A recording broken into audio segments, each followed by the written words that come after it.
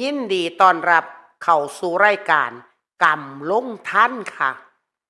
มือนี้แม่วันสิมาเว้าสู่ฟังค่ะพี่น้องมันเป็นเรื่องหนี้กรรมของนายชัยค่ะพี่น้องพวกเจ้าเชื่อในบุญบาปกฎแห่งกรรมบ่ค่ะพี่น้อง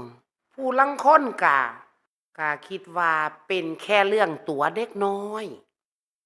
แต่สำหรับนายชัยเป็นอดีตนายหน้าขายที่ดิน แกคิดว่าปัญญาอ่อนจนมาฮอดมือหนึ่งค่ะพี่น้องชีวิตนายชัยเปลี่ยนไปจากหน้ามือเป็นหลังมือนายชัยใส่ความเก่งความฉลาดของตัวเองบ่ถูกวิธีค่ะพี่น้องขอเท้าความไป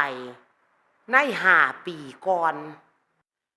นายชัยไปโกงเอาที่ดินของป่าอิม ส่วนป่าอิมเป็นคนที่อยู่ตัวคนเดียวบ่มีลูกบ่มีหลาน ตากระบอด อาศัยเข้าจากวัดมาประทังชีวิตอยู่แต่ละมือนายชัยก็เห็นโอกาสตรงนี้ไปใช้เล่ห์เหลี่ยมตัวหรือว่าหลอกลวงป่าอิม ให้เส้นเอกสารมอบอำนาจเนื้อหาในเอกสารบอกว่าให้มอบที่ดินตรงนี้มอบให้นายชัยเป็นเจ้าของแต่เพียงผู้เดียวก่อนสิเส้นเอกสารนายชัยกับหลอกป่าอิมว่าสิดูแลป่าอิม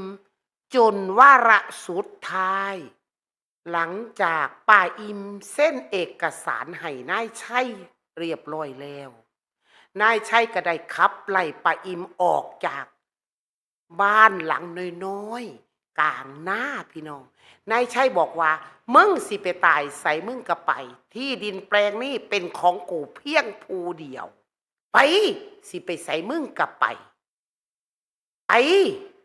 เจ้าสิไปตายใส่ก็ไปอิมในเอกสารนี่มันบอกว่าที่ดินแปลงนี่นะมันเป็นของกูเรียบร้อยแล้วสิไปตายใส่ก็ไปมึงออกจากบ้านกูไปเลยบ้านหลังนี้มันเป็นของกูไปหลังจากนายชัยไล่ป้าอิมออกจากบ้านหลังนั้นไปแล้วนายชัยก็มาทำเป็นคอนโดแบบหรูหราค่ะพี่น้องคนเข้ามาพักเต็มตลอดค่ะด้วยความหรูโออาของมันนายชัยก็มีเงินใช้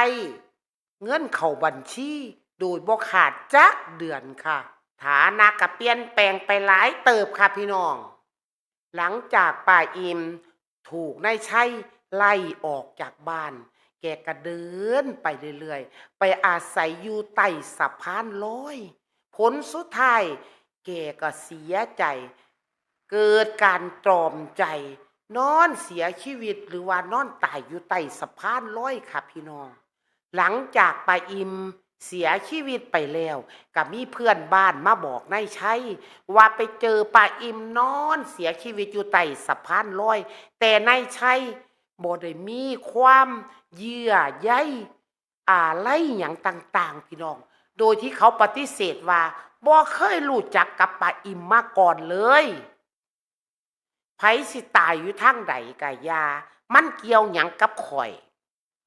หลังจากงานศพของป้าอิมผ่านไปเรียบร้อยแล้วทุกคืนตอนตี 2นายชัยสิได้ยินเสียงคนยางลากขาปืดปืดอยู่ตลอดทุกคืนค่ะพี่น้องแถมยังได้กินเหม็นเน่าอยู่ในบ้านตลอดเวล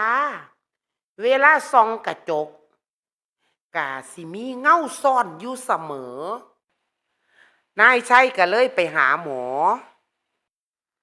อก็เลยบอกว่าเกี่ยวกับความเครียดเกี่ยวกับธุรกิจหมอก็เลยสั่งยามาให้กินแต่มันก็ยังบ่หายนายชัยก็บ่รู้จักว่าสิเฮ็ดจังใดค่ะพี่น้อง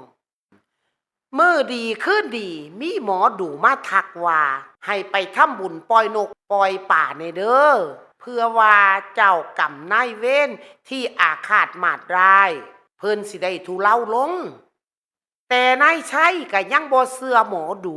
แต่ว่าก็เฮ็ดไปอยู่เฮ็ดไปพอแล้วกฎหมายน่ะเฮาอาจสิเลี่ยงได้แต่กฎแห่งกรรมกรรมใดใครก่อกรรมนั้นตอบสนองรับเอาผลกรรมของตัวเองค่ะพี่น้องหนีไปจังไดก็หนีบ่พ้นเด้อค่ะพี่น้องหลังจากนายชัยมันไปเฮ็ดบุญมาได้บ่กี่วันไปกินงานเลี้ยงกับหมู่กับเพื่อนกลับมาด้วยความมึนเมาใกล้สิเข้าบริษัทของตัวเองปรากฏว่าเห็นร่างของยายอิ่มน่ะยืนอยู่กลางถนนนายชัยก็เลยหักรถหลบด้วยความเร็วไปชนกับหลักไฟฟ้าพี่น้องแล้วจากเหตุการณ์นั้นทำให้นายชัยน่ะสลบไปข้าวหนึ่งค่ะพี่น้องพ่อแต่ได้สติฟื้นขึ้นมาเห็นร่างของยายอิ่มยืนอยู่ข้างรถจากความผวาที่เห็นป้าอิ่มมายืนอยู่ข้างๆนายชัยก็ตกใจเฮ็ดหยังบ่ถูกในขณะที่นายชัยกำลังตกใจอยู่นั่นป้าอิ่มก็ยื่นมือเข้ามาจับบ่านายชัยแล้วก็บีบบ่านายชัยอย่างแรงแล้วก็บอกกับนายชัยว่าที่ดินน่ะมึงเอาไปแต่ลมหายใจมึงน่ะกูขอพอแต่ป้าอิ่มเว้าจบ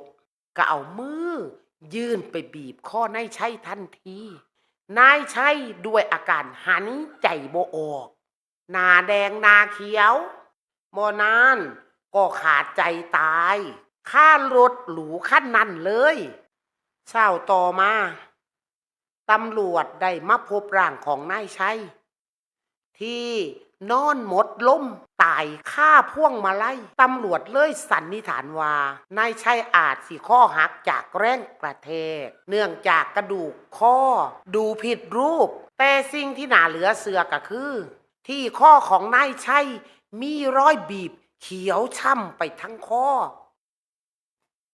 กฎหมายอาจสิมีช่องโหว่ให้คนชั่ว